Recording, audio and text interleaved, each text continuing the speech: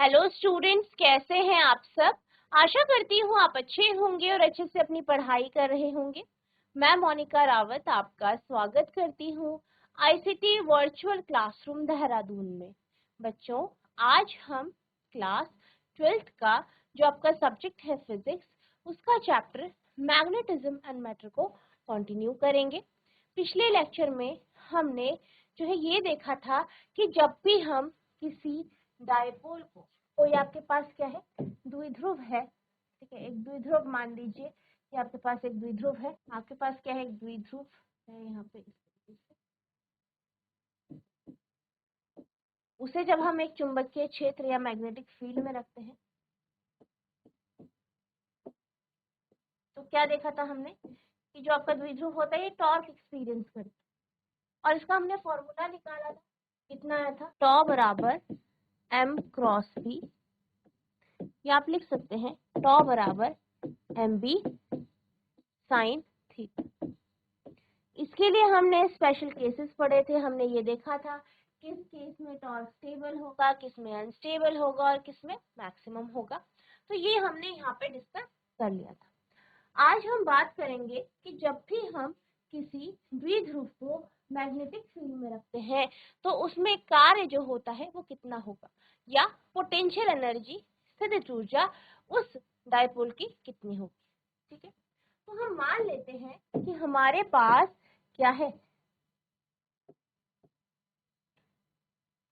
यहाँ पे north pole है और यहाँ पे साउथ, नॉर्थ और साउथ पोल है। अब क्या हो रहा है, चुंबकीय क्षेत्र इस तरीके से नॉर्थ से साउथ की ओर यहाँ पे लग रहा है।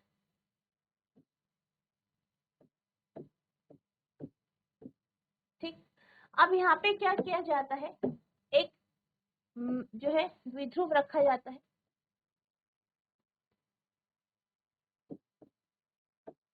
ठीक, अब ये टॉर्क एक्सपीरियंस करेगा, टॉर्क एक्सपीरियंस करेगा तो मान लीजिए ये यहाँ पे मैग्नेटिक फील्ड के साथ θ1 एंगल बना। फिर क्या हुआ, फिर इसमें टॉर्क हुआ तो ये थोड़ा घूमा तो इसकी पोजीशन कुछ इस तरीके से हो गई।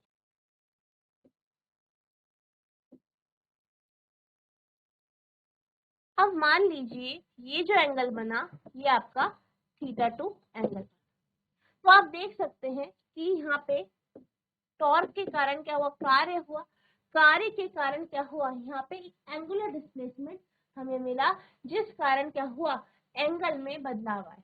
क्या हुआ, पहले θ1 एंगल था, फिर क्या हो गया, θ2 एंगल हो गया। ये आपको ध्यान रखना है। ठीक, और यहाँ पे आप जानते हैं कि साउथ टू नॉर्थ आपका क्या चलेगा, यहाँ पे मैग्नेटिक मोड। ठीक है, तो सबसे पहले यहाँ पे थ्योरी लिख देंगे। तो आप क्या लिखेंगे,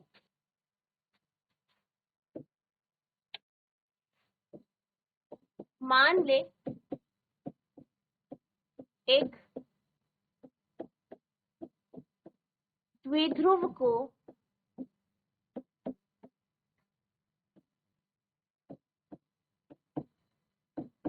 चुंबकीय क्षेत्र बी में रखा जाता है।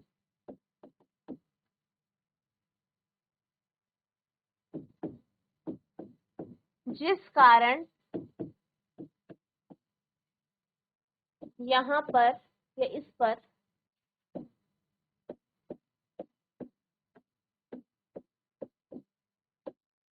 टॉर्क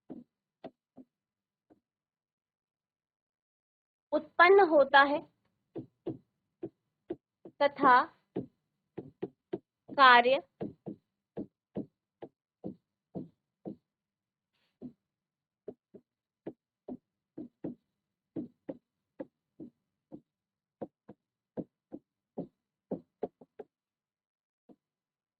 ठीक, कार्य किया जाता है। कार्य करने के कारण जो है यहाँ पर कोणीय विस्थापन होता है।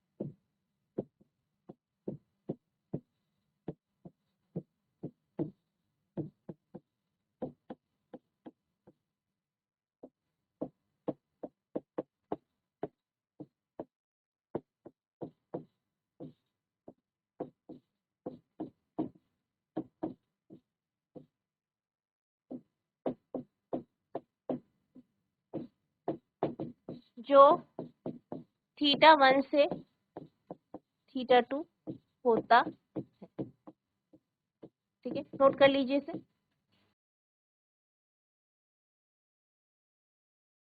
मान ले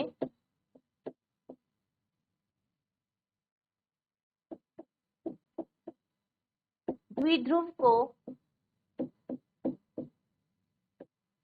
घुमाने पर dw कार्य किया जाता है।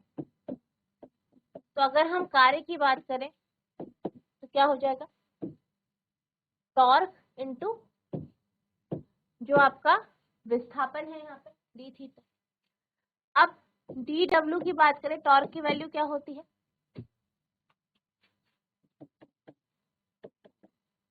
mb sine theta. तो यहाँ पे भी आप लिख देंगे mb sine theta D theta. अब आप क्या करेंगे, इसे इंटीग्रेट करेंगे। इंटीग्रेटिंग वी गेट, हमें क्या मिलता है,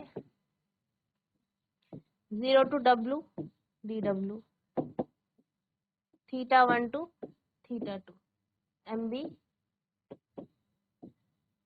sine theta D theta. Note कर लीजिए इसे। ठीक, अब इसे इंटीग्रेट करेंगे तो यहाँ पे आ जाएगा w माइनस 0 बराबर, mb को बाहर रख देंगे, फिर इंटीग्रेट कर देंगे साइन थीटा को।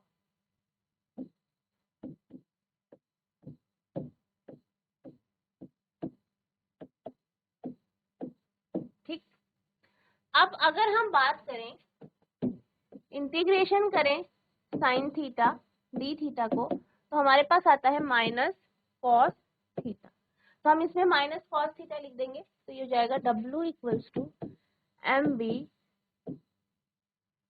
साइन थीटा की जगह कॉस थीटा आ जाएगा, limits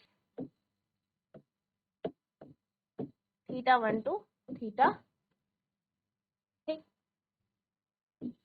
w equals to M B minus cos θ2 minus cos θ1।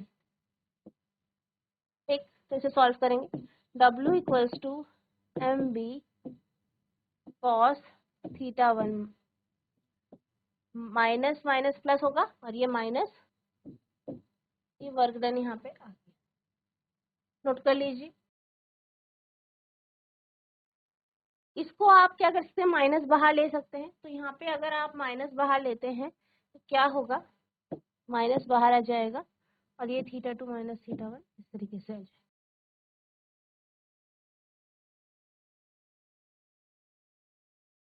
तो यही आपका पोटेंशियल एनर्जी होगी, यानी U बराबर W equals to minus mb cos θ2 minus cos theta.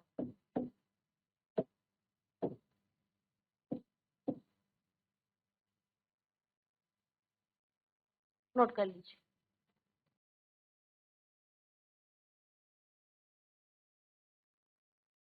अगर हम क्या करें, θ1 को 90 रख दें और θ2 को थीटा रख दें, तो क्या आ जाएगा, U equals to W equals to minus mb cos θ2 यानी cos theta minus cos 90 degree. अब कॉस 90 जैसे कि आप जानते हैं 1 होता है, सॉरी 0 होता है, तो U बराबर हो जाएगा माइनस mb कॉस थीटा। ठीक, तो आप लिख सकते हैं U equals to minus m dot b। Note करेंगे।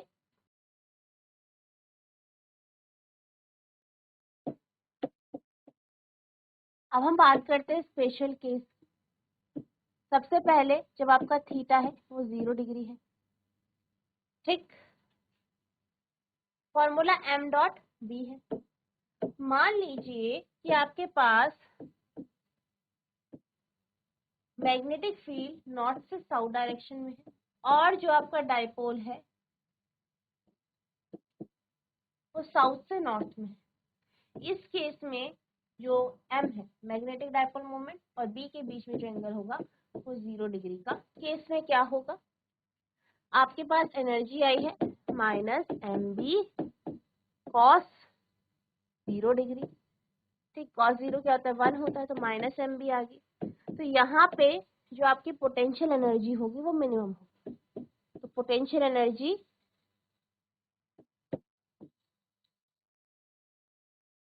Will be minimum.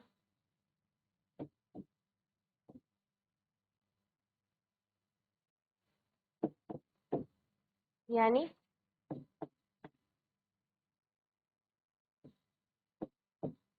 ठीक है, जो आपकी पोटेंशियल एनर्जी होगी यहाँ पे आपकी मिनिमम हो जाएगी फर्स्ट केस में जब आपका थीटा 0 डिग्री होगा। नोट करें।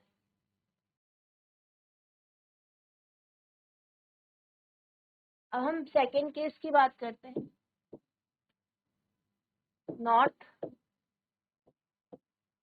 साउथ पोल है, चुंबकीय क्षेत्र आपका इस तरीके से है, डायपोल आपका कुछ इस तरीके से। तो मैग्नेटिक डायपोल मोमेंट आपका इस डायरेक्शन में होगा, बी आपका इस डायरेक्शन में होगा, यानी दोनों के बीच में एंगल होगा 180 डिग्री। ठीक, तो 180 डिग्री का एंगल होगा। तो केस क्या होगा कि थीटा बराबर 180 डिग्री। ठीक, यू का फॉर्मूला क्या है -mb साइन थीटा, थीटा यानी 180 डिग्री, तो u इक्वल्स टू जाएगा -mb। ठीक, सॉरी कॉस, mb कॉस है यहाँ, कॉस 180। तो u बराबर क्या हो गया आपका -mb कॉस 180। ठीक, तो ये आपका यहाँ पे आया है। अब अगर हम बात करें 180 डिग्री की, तो कॉस में 180 होता है -1, तो u बराबर हो जाएगा mb। तो यानी आपकी जो पोटेंशियल एनर्जी है वो मैक्सिमम हो जाएगी। ठीक,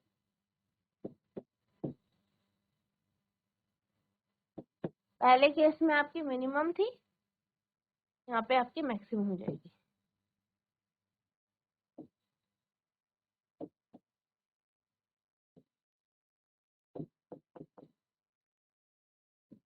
नोट कर लीजिए।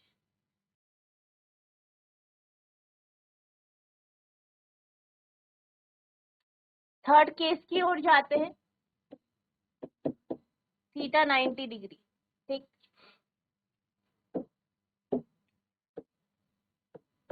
नॉर्थ और ये साउथ पोल।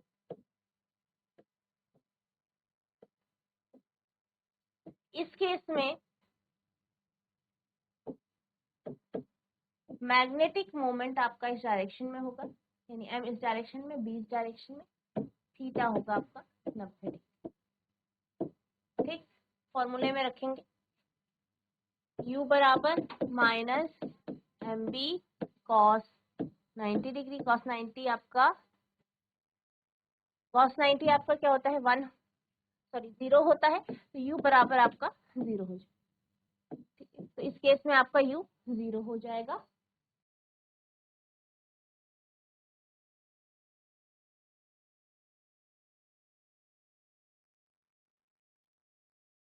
तो बच्चों आज हमने ये देखा कि अगर हम किसी डायपोल को चुंबकीय क्षेत्र में रखते हैं तो उसकी पोटेंशियल एनर्जी कितनी होगी। हमने इसके लिए 3 अलग अलग केस भी देखे। हमने ये देखा कि किस केस में पोटेंशियल एनर्जी या स्थितिज ऊर्जा अधिक होगी। जिसमें अधिक होगी उसमें आपकी जो कंडीशन है वो अनस्टेबल होगी, और जिसमें कम होगी उसमें जो है स्टेबल कंडीशन होगी। तो हमने यहाँ पे 3 केस देखे, थीटा जिसमें 90 डिग्री था, थीटा 180 और 0 डिग्री था। तो आई होप आपको ये डेरिवेशन अच्छे से समझ में आया होगा, आपने इसे नोट किया होगा। आपको क्या करना है, इस डेरिवेशन को लिख लिख के प्रैक्टिस करनी है, क्योंकि ये बहुत इंपॉर्टेंट डेरिवेशन है और नेक्स्ट लेक्चर में हम आपके आगे के जो टॉपिक्स हैं उन्हें कंटिन्यू करेंगे। तो जितना आज आपको पढ़ाया गया है इसे रिवाइज करना है। अगर आपको कोई भी डाउट होगा तो नेक्स्ट लेक्चर में आप पूछ सकते हैं। तो बच्चों आज के लिए बस इतना ही, मिलते हैं अब नेक्स्ट सेशन में। तब तक के लिए thank you and have a nice day.